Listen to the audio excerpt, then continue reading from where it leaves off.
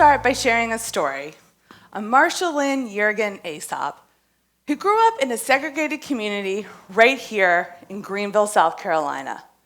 Marsha Lynn was academically driven as a young child, and she knew at a young age that she wanted to be a doctor. In 1968, she became the first Black graduate of Sweetbriar College. Following her college graduation, she enrolled in Emory Medical School and became the first Black woman admitted to that medical institution. Marsha Lynn began her career as a pediatrician. During that time, she started seeing children who had symptoms that were a little different than the patients she was seeing with intellectual disabilities. Marsha Lynn suspected that these children might have autism, but at that time in the early 1980s, no one knew about the scope of developmental disabilities or how to best deploy public resources for education, health, and social services. So Marsha Lynn decided to step into the breach. She initiated, designed, and implemented the first studies and surveillance systems to study the scope of developmental disabilities, vision impairment, hearing loss, cerebral palsy, epilepsy, and autism. Marsha Lynn became a champion for segments of the population that had long been underserved and under-recognized. Because of her nearly 40 years of work, we now know that 10 million children in the United States have developmental disabilities, and 1 million children have autism spectrum disorder. Marsha Lynn's methods that she deployed are also known as the gold standard globally. Now you may be thinking, Marsha Lynn probably conducted this groundbreaking research at a leading private sector company or a premier academic institution like Furman. In fact, she conducted this influential and important work at the Centers for Disease Control, a federal agency just located down the road in Atlanta, Georgia. Marsha Lynn is just one of the 2.1 million public servants who are assisting Americans in need, keeping us safe, and solving some of our nation's most thorniest problems. However, only 17% of Americans today say they can trust government, despite these remarkable heroes.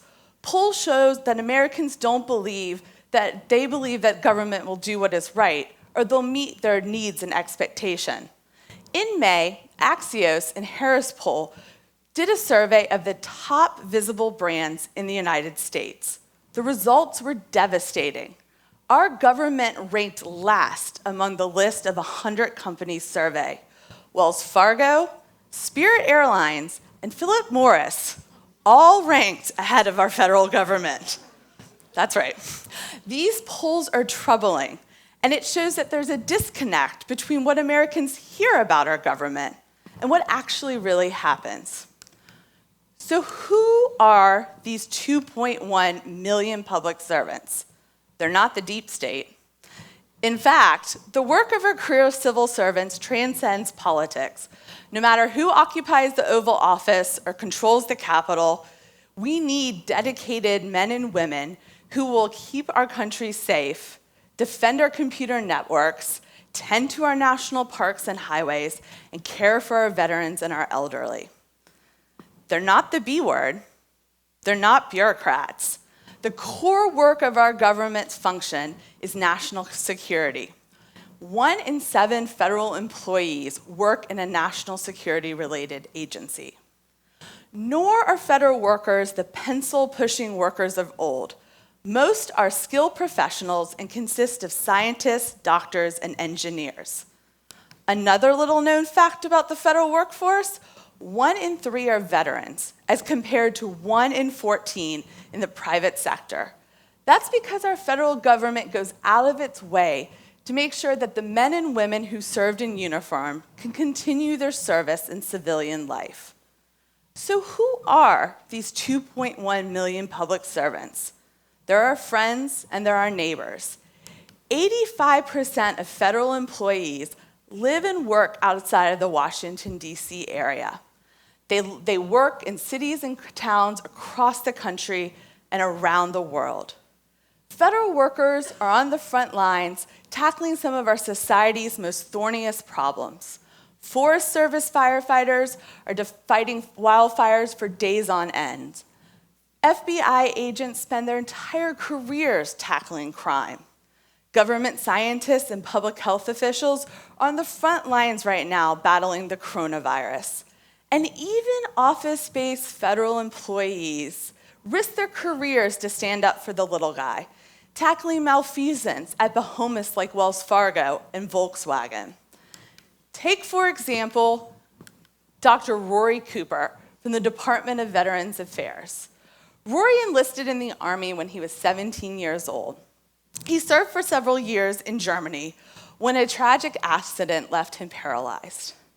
As a result of this accident, Rory decided to be a biomedical engineer so that he could devote his life work to helping people with disabilities. Rory created the leading assisted technology laboratory, where he has led innovations in manual and power wheelchairs and other assisted technology equipment. Rory and his team are credited with 25 patents that had led to innovations in wheelchair technology. Thanks to Rory, hundreds of thousands of disabled veterans are now able to access terrain that they couldn't before, play wheelchair basketball, rugby, and other contact sports, and perform ordinary tasks that many of us take for granted. Another extraordinary public service is Jamie Rome from the National Hurricane Center.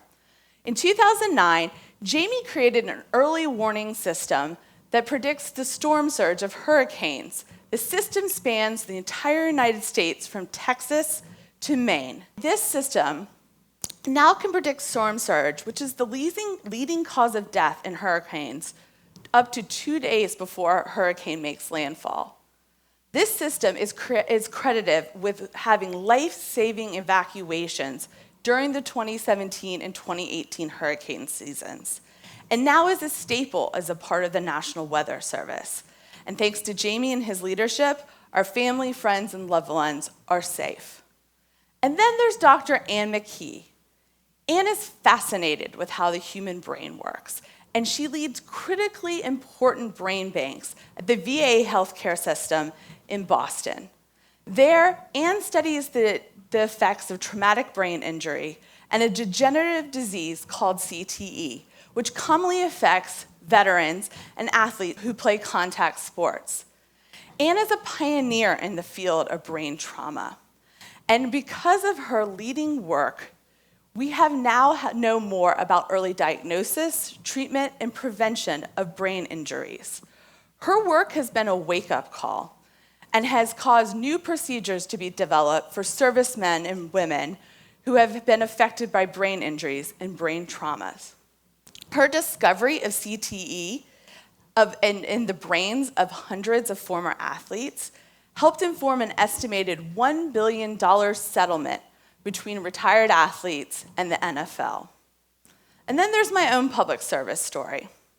My paternal grandparents met at the General Accounting Office. My dad began his career at the National Weather Service, and my aunt had a long and successful career at the National Institutes of Health. I was fortunate to have my own call to service when I first moved to Washington, D.C. following graduate school. I was fortunate to spend nearly 5 years working at the General Services Administration. During my time at the General Services Administration, I was fortunate to work alongside some of the most smartest, dedicated individuals that I've met. My colleagues at GSA and other public servants like Marcia Lynn, Ann, Jamie, and Rory represent just a few of the thousands of public servants who are risking their lives each and every day to help keep us safe and find solutions to our problems. They do this without little fanfare. As we head into this election year, I challenge you all to take time to learn more about the people working in government and the role that they play in your everyday lives. Yes, our government can and should do better. As with any large enterprise, things go wrong, problems arise, and some employees fail to make the grade. However, as a nation, and particularly during difficult times such as today, We should all want our government to work more effectively. And that means supporting the men and women who work in that most important institution. We need to reconnect with our government. We need to remember that our public servants aren't faceless bureaucrats, but they're our friends and our neighbors. The stories of the public servants that I've shared with you today, like so many others who work in government, answered the call to serve and put the public good above personal gain. They don't deserve to be degraded. They don't deserve to be stereotyped. Instead, they deserve our thanks and they deserve our support. Thank you very much.